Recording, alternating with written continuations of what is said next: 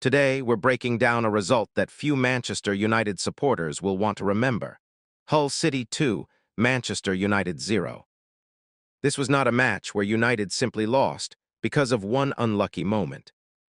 Instead, the game exposed several problems in their performance, while Hull City showed exactly how to punish hesitation, poor positioning, and a lack of attacking sharpness.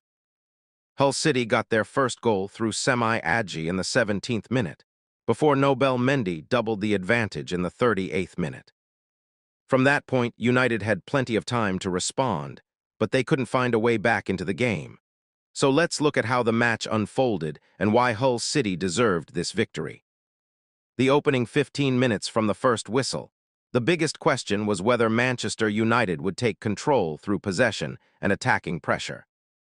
United tried to build from the back, but Hull were aggressive without the ball. They didn't simply sit deep and wait. Instead, they looked for opportunities to force United into uncomfortable passes. That approach immediately made the match more competitive than United would have wanted. Hull's midfield worked hard to close spaces between the lines, while their forwards constantly looked for the moment to press the United defenders. For United, the problem was that their possession often lacked purpose. There was a difference between having the ball and actually controlling the match, and Hull City were beginning to sense that. 17th minute, Hull City strike first, then came the breakthrough. Semi Adji put Hull City 1-0 ahead in the 17th minute. The goal changed the entire atmosphere of the game. For Hull, it was confirmation that their game plan was working. For United, it created immediate pressure. The important thing about the goal wasn't only the finish itself. It was how Hull had managed to put Manchester United under pressure before the chance developed. United suddenly had to chase the match. That is always dangerous because once a team starts chasing, spaces begin to appear. Instead of patiently moving the ball and waiting for openings, United began looking for quicker solutions. Hull were happy with that. They could defend, absorb pressure, and then attack the spaces United left behind. Manchester United tried to respond after going behind. United increased the tempo.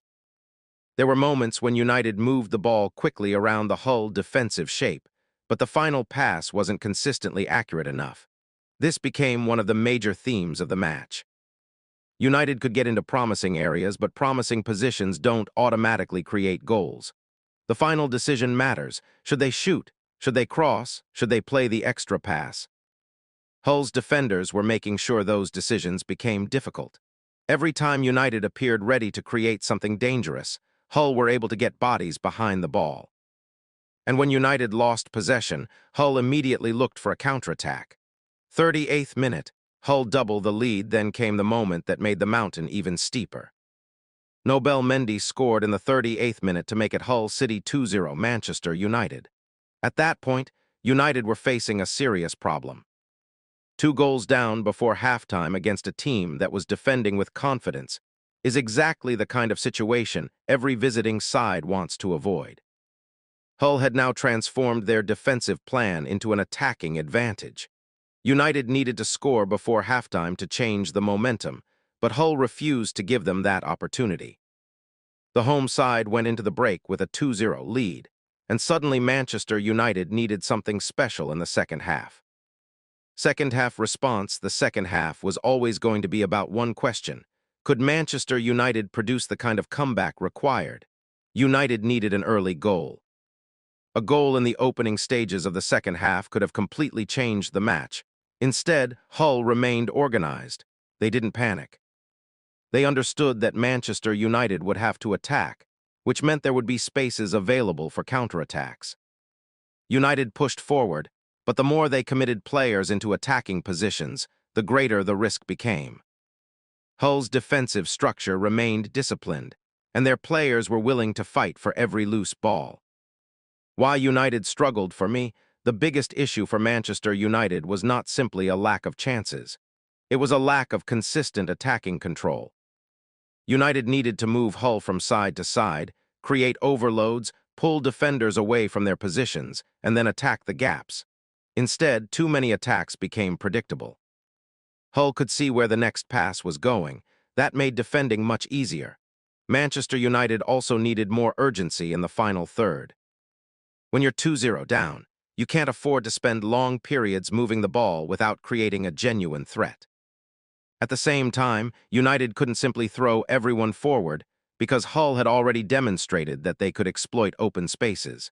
It was a difficult tactical situation. Hull City's defensive performance credit must also go to Hull City. Their performance wasn't based on luck. They showed discipline, aggression, and concentration. Whenever United tried to build an attack, Hull tried to close down the most dangerous areas. When United attempted to play through the middle, Hull's midfielders were ready to challenge. When United went wide, Hull's defenders shifted across quickly. And when United finally reached the attacking third, Hull had enough players behind the ball to make the final pass extremely difficult. That defensive organization is one of the biggest reasons Hull were able to protect their advantage. The final stages as the clock moved toward the final 15 minutes, Manchester United needed a miracle. The visitors continued pushing, but Hull were becoming more confident with every passing minute.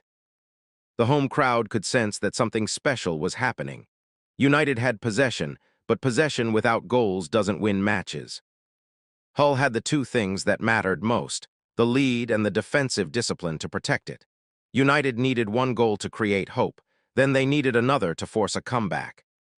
But the first goal never came, and without it the match slowly slipped away. Final whistle, Hull City 2-0 Manchester United. When the final whistle arrived, the scoreboard told the story. Hull City 2, Manchester United 0. Semi Adji's 17th minute goal gave Hull the platform. Nobel Mendy's 38th minute goal gave them control, and Manchester United never found the response they needed.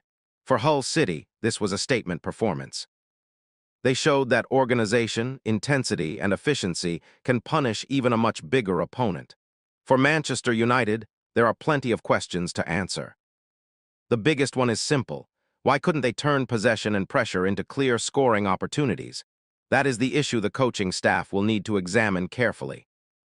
Final verdict: if we break the match down into 3 words, I describe Hull City's performance as disciplined, efficient, determined.